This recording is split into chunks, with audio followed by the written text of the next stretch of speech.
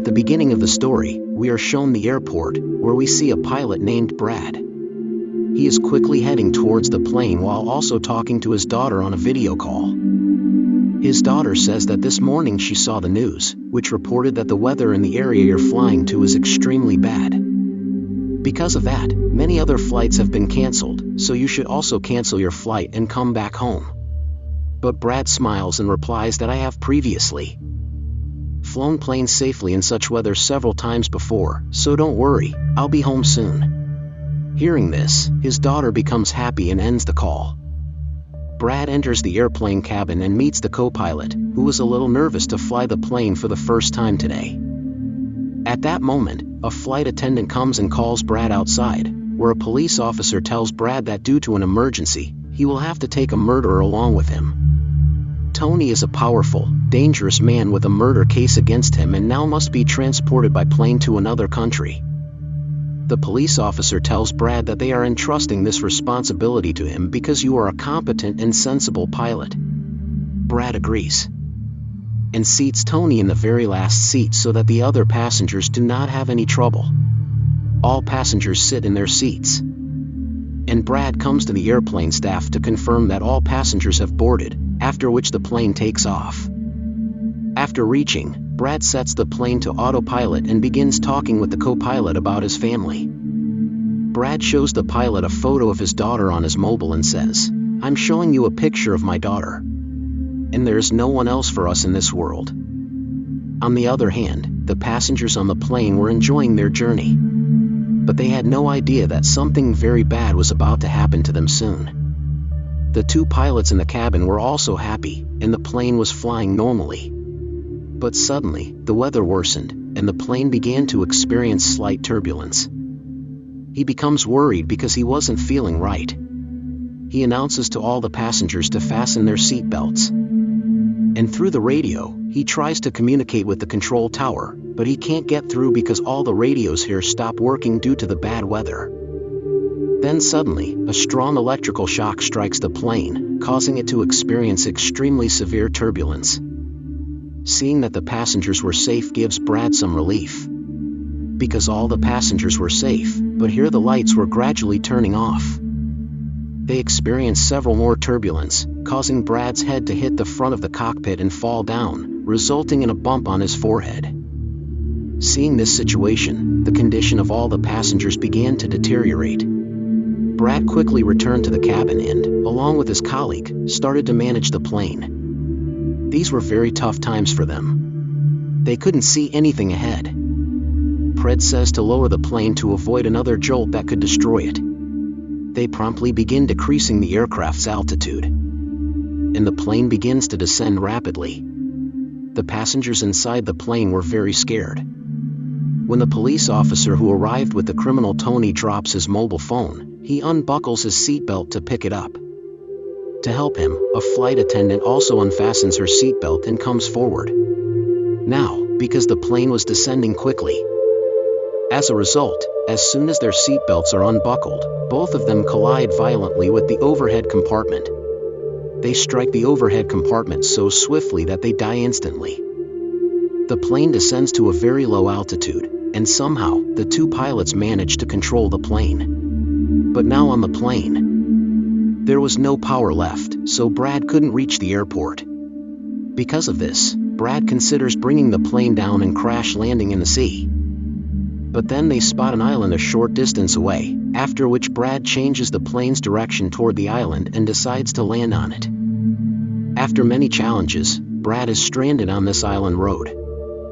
Luckily, in this emergency landing, all passengers are safe, and no one gets hurt. Only then does a short circuit occur at the back of the plane, which makes Brad happy because there was still some electricity left on the aircraft.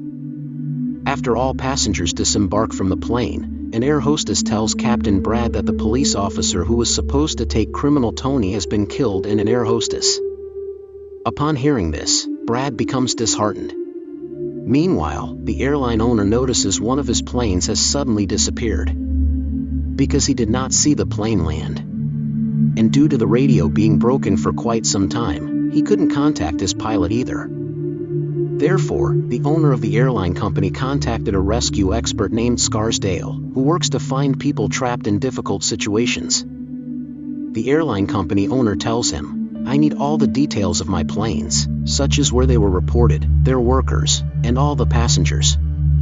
Afterward, the rescue expert begins his work. Meanwhile, all passengers wondered why we were landing here.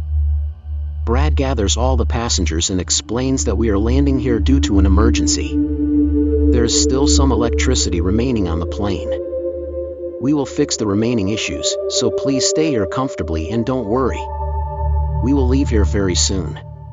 After this, Brad approaches the plane and begins to fix it. He notices the ship's power is low, so they wait for help and check their location on the map themselves, so they can determine where exactly these people are. Brad's companion looks at the pilot's map and informs him that we are stranded on a private island. This place is very dangerous. There are people here who do not heed any government. If these people catch us, our lives could be at risk. And our government will not be able to save us either. Hearing this, Brad says that now, somehow, we must call our rescue team here so that they will come and save all of us. This is the only way to escape, so they begin repairing the radio to call for help, though lightning had damaged it. The radio had become completely broken, so Brad informs all passengers it's not working due to a malfunction. But do not worry. Brad reassures them that we will go to the other side of the island, inform the control tower of our location, and ask them to send the rescue team here.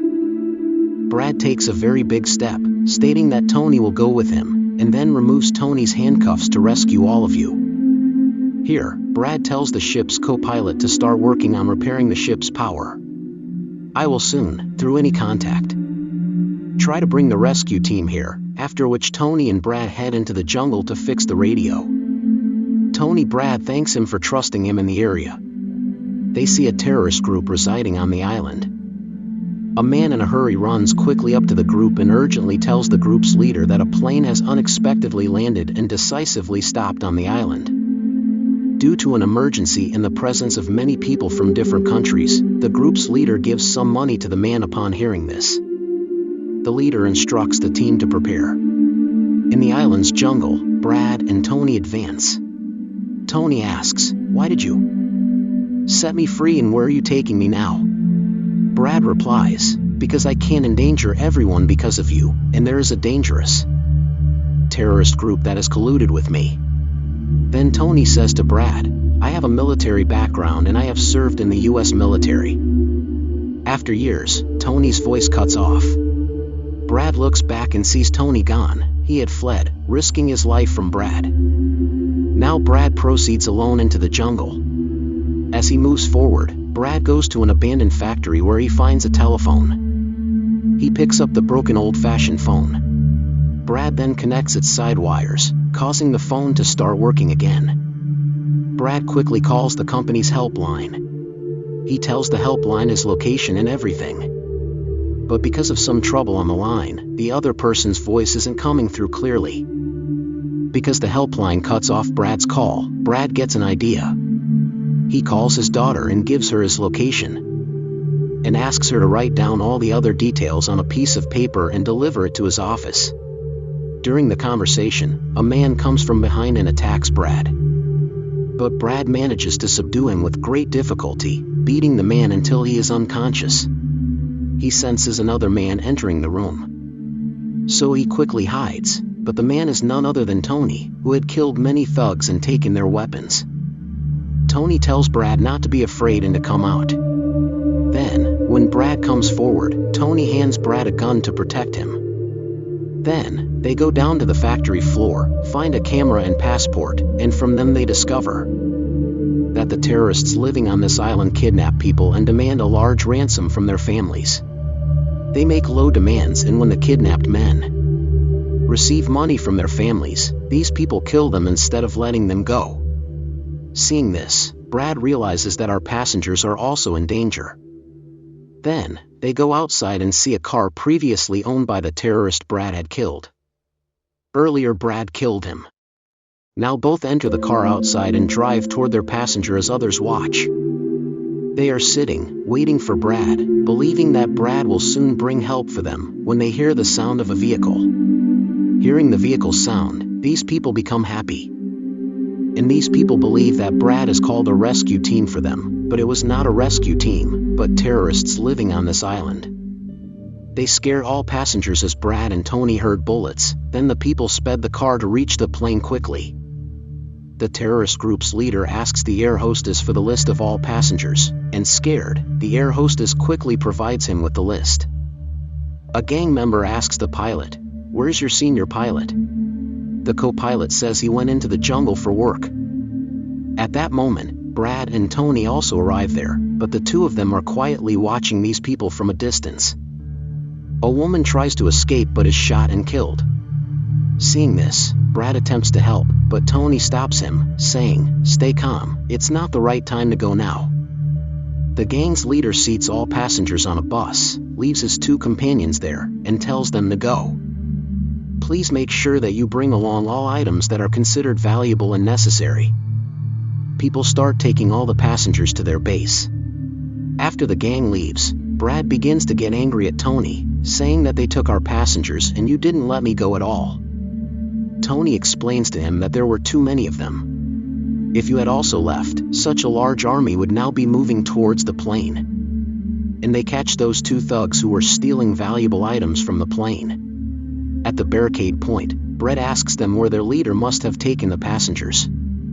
He then explains there is a hideout some distance away where they must have all gone. Meanwhile, Brad's daughter gives the rescue expert the paper that Brad had written, on which the plane's location and all the information are written. The rescue expert uses the satellite to locate the plane's position. They find out that the plane is stranded on an island and also discover that there is a dangerous terrorist group on this island. After that, the rescue officer calls the captain of his private army.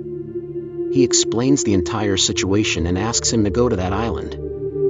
The captain of the private army agrees and loads a bag full of money and several weapon bags with him. They load them into the vehicle and get ready to go to that island. On the other hand, Brett sees that before taking away those terrorists, the pilot had repaired the ship's power system, and Brett sees that the power has returned to the ship, which makes him very happy. Now Brett writes a message on his uniform for the incoming private army team and leaves it, then sets off with Tony to that place. Gang members took all passengers from plane and took these two via forest path. Both reach the terrorists' hideout and quietly exit the vehicle to sneak into the area. There, all the thugs were cornering the passengers and recording their videos, so they could send these videos to their families and extort money. On the other hand, a private team sent by rescue experts also arrives near the plane. But when they find no one there, the team leader goes inside the plane to check. There they find two corpses. These were the two people whom the gang leader had instructed to steal all the valuables from the plane, but Brad killed both of them, and Captain also receives a message left by Brad, which was the route to reach the terrorists' hideout. At the terrorists' hideout, Tony and Brad were secretly watching them. As soon as they get the opportunity, the two individuals quietly and stealthily approach from behind, then proceed silently to move forward and ultimately reach outside the designated meeting room. Inside this room, all passengers were held captive. Now Brad wanted to free these people, but there were many guards on watch, and Brad didn't have the key to open the door lock. After that, the two take down the guards one by one, and Tony picks up a hammer and kills several guards with it. Taking the key from one guard, he frees the passengers from the room. He tells them to quickly get into that bus, which the terrorists had brought you all into, and they quickly get into the bus and sit down. Then Tony comes to Brad and tells him that there is only one way to get out from here by vehicle. Many armed thugs stand there and will shoot us on sight. When Brad looks at passengers, they all appear very frightened. Now, Brad makes a decision, putting his own life at risk, and tells Tony that he will distract all the terrorists present there. And you take advantage of the opportunity to evacuate all the passengers from here. Brett refuses to do so and says, "If you do so, they will kill you," but Brett says we have no other choice. Upon hearing this, Tony agrees, and Brett approaches the terrorists. There, Brett talks to the gang leader, informing him that a rescue team will arrive here soon, so all the passengers should leave from here. Upon hearing this, the gang laughed at Brett and began beating him. The leader declared, "How can I let you go? I don't leave anyone without money." And just as these people are about to kill Brett, a private rescue team arrives and attacks the terrorists. After exchanging gunfire for a considerable time and killing many gang members, they free Brett and carry him onto the bus, leaving from here.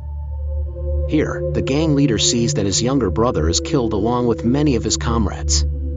Seeing this, he becomes very angry and vows that he will not spare even one of these people. He will kill them all one by one. After this, he tells his team, "Quickly prepare, we need to swiftly kill these people." On the bus, the captain of the private team tells everyone that we are just a small private team of 5 people who have come here on a mission to save you, and we are not a rescue team. Upon hearing that it will take some more time for the rescue team to arrive, Brett panics and says that we don't have time because the gang members will soon come after us and will kill us as soon as they see us. But I have an idea. Once we reach the plane, the power on the plane will be back. In other words, the plane will start now, and we will leave here immediately, so you all should board quickly because we cannot wait for the rescue team. It will take them some time to arrive here, and if we stay here, we will be killed by those terrorists. Hearing this, everyone boards the plane. Performing all the checks on the plane takes some time, and the private team members sit ready for the impending threat. Then suddenly, that terrorist group comes and attacks them. Upon seeing them, the private team began to stop them amid heavy crossfire, utilizing excellent firepower. Because of this, they kill many thugs. Brett quickly tells the private team leader that I am going to start the plane in 5 minutes and you all should also quickly board the plane. After that, Brett goes to Tony and thanks him, saying that you helped me in such a difficult time. Brett enters the plane while avoiding bullets and sits in his cabin. He and his partner, along with the pilot, start working to start the plane. But Tony runs out of bullets, and while the private team is back checking to find bullets, he finds a bag full of money there. At this moment, Tony leaves the money and takes bullets from another bag to re-enter, while Brett also maneuvers the plane to the right side. The private team's soldiers board the plane one by one as Tony provides cover fire. With power restored, the radio begins working. The owner of the plane company tells Brett that he will show him a safe place where he can go. Now everyone boards the plane, but Tony does not board. He starts to flee with the bag full of money because if he returned to the plane with them, the police would catch him again and put him in jail. The gang leader, seeing his comrades die, becomes insanely angry. He brings a rocket launcher in front of the plane and plans to shoot them all in one strike. But Tony sees him at the right moment. Tony quickly grabs a gun, shoots him, and saves everyone's lives. Seeing this, Brett becomes very happy with Tony's action and, putting in all his effort, will succeed in flying the plane. Seeing this, Tony is happy for all the passengers and Brett. He takes the bag full of money and flees toward the jungle. He takes the ship away from this island, and the ship's owner told him about an airport where these people could go, which was now quite close. Brad takes the ship toward the location indicated by the owner of Brad Airline Company, but another fire erupts in the engine, and the ship starts to get destroyed. So Brad turns on the emergency warning again and slowly tries to bring the ship down on the runway. Finally, after great difficulty, Brett brings the ship onto the runway and everyone's lives are saved. Brad and his co-pilot became very happy. Likewise, the airline owner and his team were also delighted. Now Brad checks on passengers and sees that all the passengers are safe, and seeing this brings peace to his heart. All the passengers standing there start clapping for Brad and thank him. After a while, a rescue team arrives, making all passengers happy. Brad then sends all passengers with the rescue team. And Captain finally, taking a sigh of relief, sits on the ship's stairs and talks to his daughter on a call. With this, the story ends. If you liked the video, please subscribe to our channel and be sure to like the video.